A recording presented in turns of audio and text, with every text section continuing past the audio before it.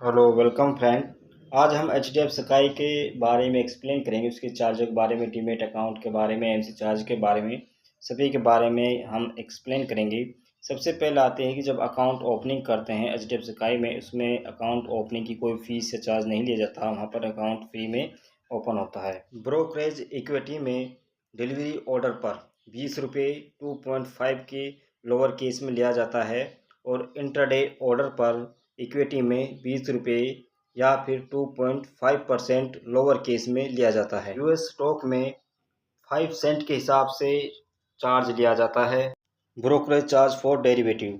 Derivatives में क्या होता है कि डेरिवेटिव जो फ्यूचर इंटरडे है, इसमें 20 रुपये या 2.5% लोअर केस में लिया जाता है। डेरिवेटिव फ्यूचर कैरी फॉरवर्ड में 20 रुपये 2.5 की दर से लोअर केस में लिया जाता है। डेरिवेटिव ऑप्शनल इंट्राडे में 20 रुपये ऑर्डर के हिसाब से लिए जाते हैं। डेरिवेटिव ऑप्शन कैरी फॉरवर्ड में 20 रुपये ऑर्डर के हिसाब से भी सेम तरीके से लिए जाते हैं। करेंसी चार्ज कितना लगता है ब्रोकरेज चार्ज करेंसी में? तो brokerage charge currency future intraday में लगभग 20 रुपये और 2.5 विच लोअर केस में से एक लगता है, और करेंसी फ्यूचर कैरी फॉरवर्ड में 20 रुपये या 2.5 विच लोअर केस में।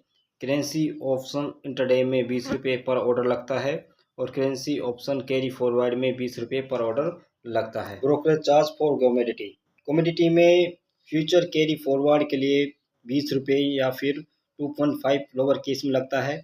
कमोडिटी फ्यूचर चार्ज इंटरडे में 20 रुपये या फिर 25% लोअर केस में। कमोडिटी ऑप्शन कैरी फॉरवर्ड में 20 रुपये ऑर्डर लगता है और कमोडिटी ऑप्शन इंटरडे में 20 रुपया पर ऑर्डर लगता है।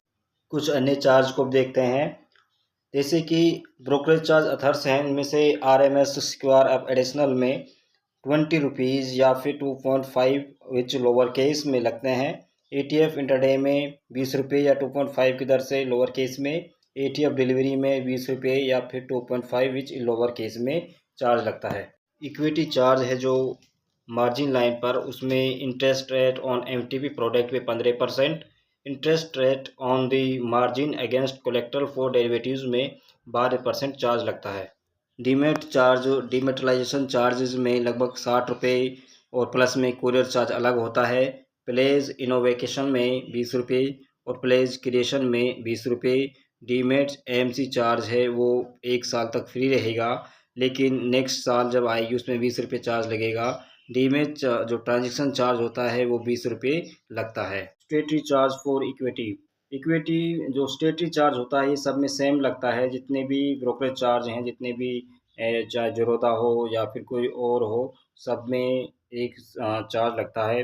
जैसे कि स्टेटरी इक्विटी में डिलीवरी SST या CTT में 0.1% लगता है बाय और सेल पर। इंटरडे SST में और CTT में 0.25% के हिसाब से लगता है सेल करने में। फ्यूचर STT या CTT में 0.125% के हिसाब से सेल साइड में लगता है। ऑप्शन STT और CTT में 0.625% ऑन सेल साइड और इंटरडे ट्रांजेक्शन चार्ज में NSE में 0.00325% और BSE में 0.0032% चार्ज लगता है। डिलीवरी ट्रांजेक्शन चार्ज में NSE में 0.0325% और BSE में 0.00325% के हिसाब से चार्ज लगता है। ऑप्शन ट्रांजेक्शन चार्ज NSE में 0.056% ऑन प्रीमियम चार्ज लगता है।